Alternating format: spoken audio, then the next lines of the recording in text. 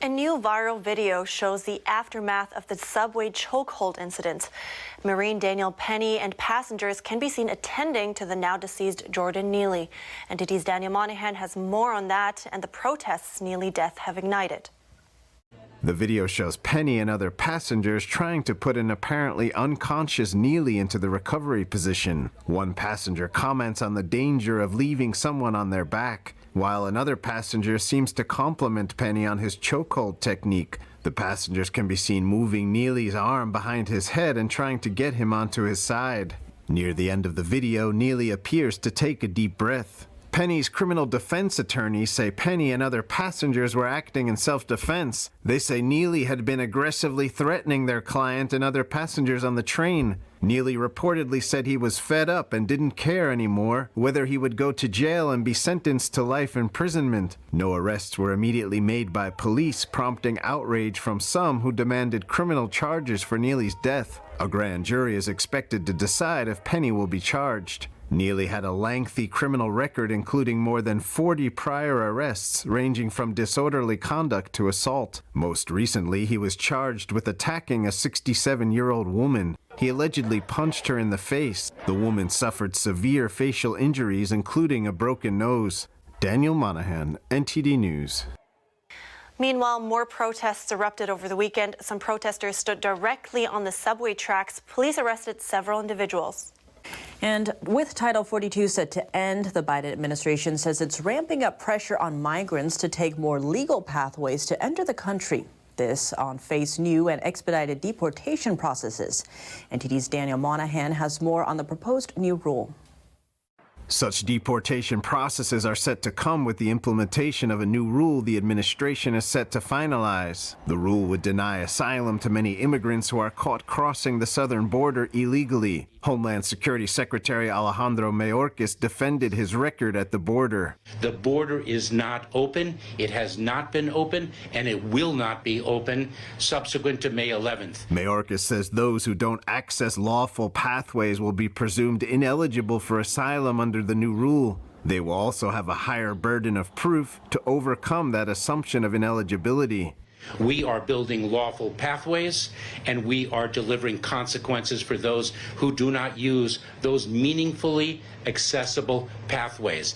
Under Title 42, border agents were able to rapidly send back many illegal immigrants to Mexico. Mayorkas says such immigrants will now be processed under the Title 8 immigration law. The process to remove an illegal immigrant under Title 8 currently takes longer than Title 42. Senator Kyrsten Sinema discussed the humanitarian crisis she foresees on Fox News. The Biden administration had 2 years to prepare for this and did not do so. Meanwhile, as politicians discussed the crisis, Border Patrol Chief Raul Ortiz tweeted what a week on the ground at the southern border looks like. He wrote there were nearly 55,000 apprehensions and 19,000 gotaways. Seized drugs included 100 pounds of cocaine, 1,000 pounds of marijuana, nearly 3,000 pounds of meth, and almost 140 pounds of fentanyl. 16 firearms were also confiscated, 6 sex offenders and 7 gang members were apprehended, and 2 agents were assaulted. Local leaders in El Paso say they expect an influx of immigrants. Homeless Center Director John Martin says the city has big challenges ahead, with shelter capacity being his biggest concern. We just need to have significant bed space, probably between 1,500 and 2,000. And currently we're working with about 500, just to put that into perspective. Martin says the center's first priority is to bring families with children in, regardless of documentation status. He wants to ensure that no child is left on the streets. Daniel Monahan, NTD News. Going over to business news, Warren Buffett gave a speech at Berkshire Hathaway's annual meeting on the weekend. As one of the world's most famous investors, he's had incredible luck with stock picking. One part of his success, dividends. NTD's Colin Fredericson explains.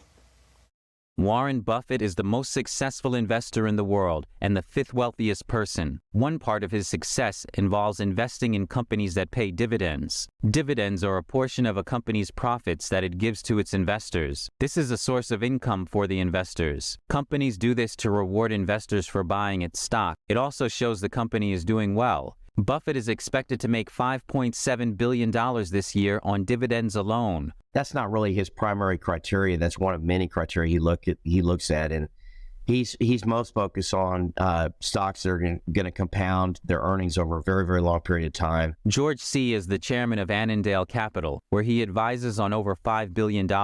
He says that while Warren Buffett does receive a lot in dividends, Buffett mainly looks for companies that will perform well for a very long period of time, where he never has to sell and incur the large corporate tax that would result from selling stock positions. So his favorite holding period of time is forever. And several of his stocks he has held close to forever. These stocks include American Express, Moody's, and Procter & Gamble. His all-time longest holding is Coca-Cola, which he's owned for 35 years. As for investing for dividends, George C. says a lot of people tend to focus on how high the dividend is right now. But he says what people really need to focus on is the dividend growth rate over time. C. says people should find companies that are financially strong and regularly raise their dividends. Colin, Fredericson, NTD News. Welcome back. The European Union has proposed sanctions on Chinese companies accused of aiding Russia's war in Ukraine. The development is the first of this kind since the conflict began last year. The move is likely to stoke tensions with Beijing. NTD's Cost Jimenez has more. 7 Chinese businesses have been listed in a new package of sanctions to be discussed by EU member states this week. This according to a report obtained by the Financial Times. It includes 2 mainland Chinese companies, 3HC Semiconductors and Kingpie Technology, as well as 2 companies from the United Arab Emirates and 1 from Armenia. Sanctions will require unanimous approval from all 27 member states. The EU had so far refrained from imposing any sanctions on Chinese companies, citing lack of evidence that China was supplying weapons to Moscow. Some of the companies, including 3HC and Kingpie, were already previously placed under sanctions by the US. Other countries involved in the manufacture and supply of drones to Russia, such as Iran, could also soon face sanctions. The EU Commission has also submitted a proposal to widen the range of banned exports to Russia. The Commission did not immediately respond to a request for comment. Chinese ministry spokesperson Wang Wenbin said if sanctions come into force, China will take firm action to safeguard its interests. Since the start of the conflict in February last year, the EU has adopted 10 sanctions packages against Russian individuals and companies. It's an effort to inflict economic hardship, making financing of the war more difficult. Cost Jimenez, NTD News. Welcome back. A former Japanese businessman has been named Guinness World Records' oldest male surfer. At almost 90 years old, he's still stoked. NTD's Andrew Thomas has more on the wave-riding legend from Japan. Seiji Sano used to be a business owner in a past life. As he's grown older, he's embarked on an adventurous new chapter. At the age of 80, he climbed Japan's highest mountain, Mount Fuji. Then he took up surfing. My family didn't mind, but my business partners often told me that it was dangerous because of my age. Even now, people often say things like, "You're too old." I was a little uncomfortable about this, or at least that's how I felt. My family members often say that I'm too old to do dangerous things. Sano will turn 90 later this year, after Guinness World Records recognized him as the planet's oldest male surfer. But he tries to stay modest. I didn't have any difficulties, and I never thought of quitting even once. I'm a self-proclaimed 3-day-a-month kind of person, so I'm a lazy person. But I got a certificate from Guinness World Records. Sano says he decided to try surfing after he learned about it at his local bank. A banker said the secret to his tan was surfing. Sano picked up the sport quickly. Turns out he's a natural. I was born in 1933, so when I played in nature. The ocean, the mountains, or the river. I enjoyed playing in the ocean in the summer when I was covered in waves. That's probably what I enjoy most now that I'm surfing, and I don't feel scared.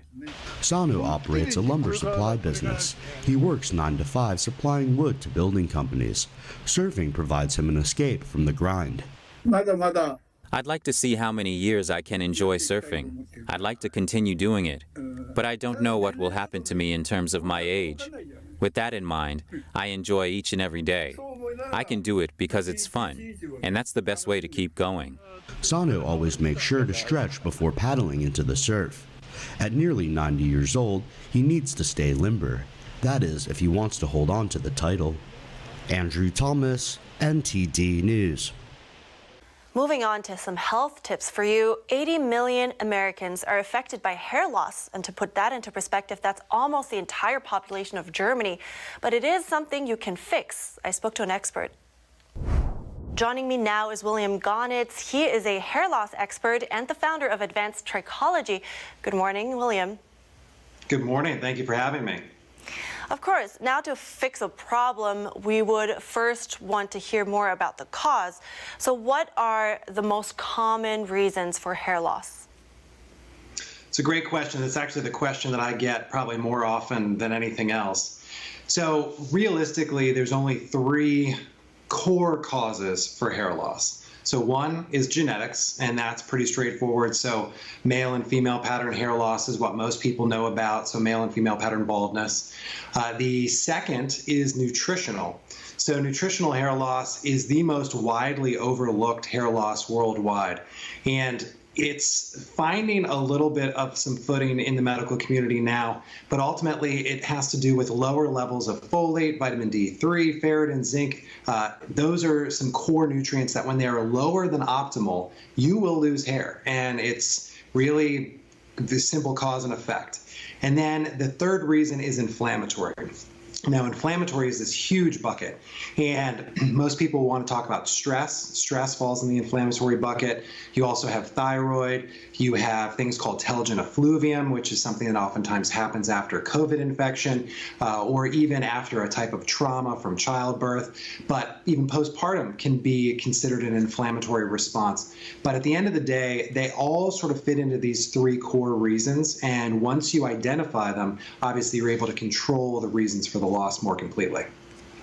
Right. Now, as you said, it sounds pretty straightforward with genetics, and it sounds like you can do something about the latter 2. But how about genetics? Do you have any tips on how to solve this issue? Well, ironically, genetics is one of the easiest to take care of. So nowadays, luckily, there's all sorts of different components and medications that will allow you to control the genetic issue. The genetic issue is a direct sensitivity for dihydrotestosterone at some point in your life. So even, men, women, they both suffer from the same thing. Their ecosystem of hormones is different, though. So obviously you're going to treat a female differently than you would a male. But at the end of the day, it's blocking DHT. So there are medications like finasteride, and that is something that can help you block DHT for men and postmenopausal women. There are topical applications that will help control the impact of DHT on the receptor sites in the hair follicle. Those can be natural. So we have a product called Nutra-M, which actually controls the amount of DHT that's impacting the hair follicle. And then there's also internal. So there's nutritional supplements that would include saw palmetto, stinging nettle, pygeum. These are things that are going to buffer the amount of DHT converting inside the hair follicle. I want to talk to you about the nutrition part. So what do you think? What should we eat to prevent hair loss? Or could it even be that regrowth could be a topic? Sure. Well, regrowth is always a possibility within the last 3 to 5 years. So if somebody's lost hair in the last 3 to 5 years, you can regrow that hair. So the hair follicle is still active, it's still alive, it can be manipulated and stimulated. So from a overall perspective of what you should be consuming, ironically, it is really per your blood type.